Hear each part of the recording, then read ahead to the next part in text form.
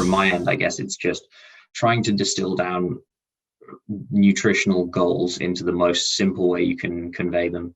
Like for the recovery protocol, for example, when I joined the team, the first thing I showed Nicki was like super complex, and like there were multiple moving parts, and we'd like break it up into weight categories. And from making stuff operational, we've just like really pared it back to like a super simple message. So it's like first 2 hours, 1.5 gram per kilo carbs, have some protein in the second hour, like 20 to 40 grams. That's it. You're done. Keep it super, super simple. That was probably the biggest challenge for me, is actually, you get in and you get excited and get that gold standard of this is exactly what we're going to do. And then the real life's in there. And wait a minute, we got to find that. Exactly. Yeah. And then written it out. I've done something and I hand it to someone whose English isn't their first language. And they're like, cool, thanks. It's no reflection on them. Like they're already busy and I'm giving them something to interpret or work. And that's for me to actually look at and go, okay, what's the best way I can deliver this message, or how can I get on the ground and show people how to implement stuff. And that, when you do that and communicate well, that's when things work better. It's interesting how even having different nationalities almost makes that so crystal clear, where sometimes when everyone's speaking the same language, you might get a lot of head nodding and acting as if someone understands that and they can implement it, versus some of those other situations where it's just crystal clear off the bat that, hey, we've got to figure out the way in between here because this person is not taking this on board. And exactly. And like, credit to all the staff we've got, because my ability I can barely speak English. So learning Spanish or Italian is not going to be, is just a struggle for me massively.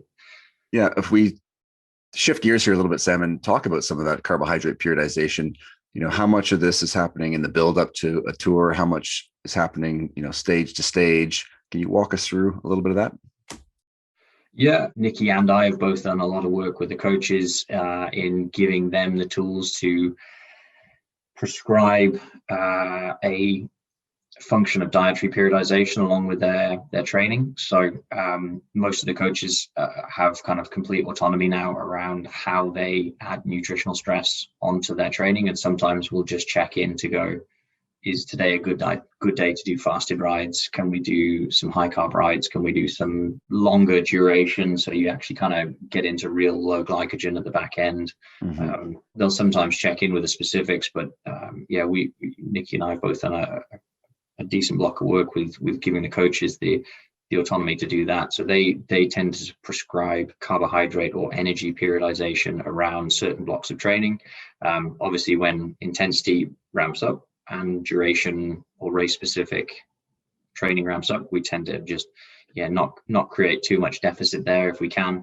Try and create energy deficits earlier on in the training block for body composition goals. And then when it gets to racing, I guess it's kind of, if we think about those, as I say, that first week where we had between 6 and 18 gram per kilo per day carb requirements, that kind of comes down to some of the stuff Nicki was talking about varying the density of foods for volume. So once the guys get used to processing heaps of food, like just a physically large amount of food, if you then give them a small amount of food, they're like, I'm absolutely starving here. Like, what, even though they might be at energy balance or in excess of their calorie needs for the day, but the body just gets so used to processing food that quickly that they end up just being completely starving. So Nicki can attest more to how some of the manipulations of the actual foods that would go on. Yeah, I was going to say, Nicki, those mornings where it's a fasted ride must be pretty nice. You just making coffee for the boys or what? Well, pretty much. When we're at training camps, a lot of the guys, they will actually, if they do, fasted rides in the morning, I won't see them. It's an easy morning for me. But it just means that not too many of those, though, right? There's not too many of those, but it just means that lunch is often a bit more complicated. So you sort of move your focus from the breakfast towards getting the recovery done really well after a fasted ride, and sort of to try and get them close to energy balance again. When they start off their morning fasted, it just means that they have to catch up later in the day somehow or over the next few days. So there's always, a balance, and it's a teamwork between, Sam and myself, or Sam and one of the other chefs who are at camp. Just that communication, like, what are we trying to achieve?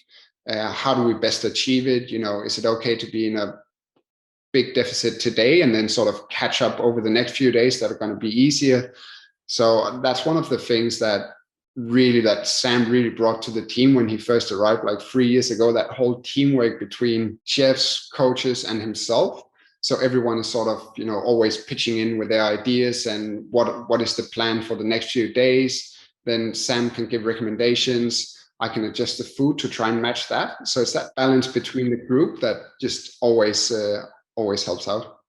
Yeah, it's amazing when everyone can start speaking a bit of the same language, even if the coaches aren't the performance nutritionist or the chef, but they understand what Sam's doing. They understand what you're doing now. All of a sudden they're taking it on board, and they can, that intuition and that coach's eye can start to lead to some suggestions. And so that's really fantastic work. And if we shift gears to talk body composition, Nicki, what are some of the things that you're doing if you do have an athlete, and of course, Sam as well? Certain rider, we need to get leaner. Other riders, you're trying to maintain weight. How do you keep in track of all this? And what are some of the strategies to help achieve that?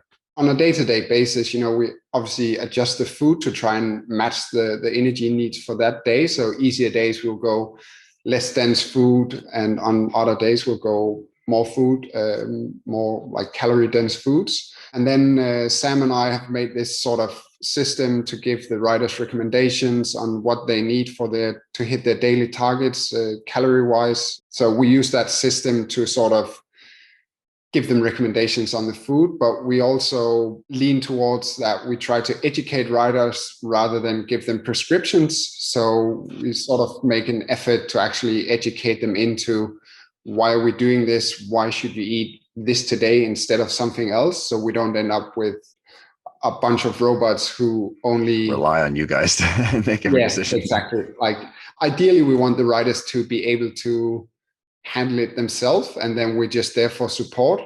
Sometimes we have riders that need a bit more support than others, but that's sort of the whole philosophy behind it and what we're trying to achieve. So when we're trying to achieve those body compositions with different riders at camp, we would normally give them different recommendations. Everyone have the same meal, like buffet style, and then each rider get their individual recommendations to try and match their needs. They would normally train together, so energy requirements are more or less the same depending on weight and size of the rider.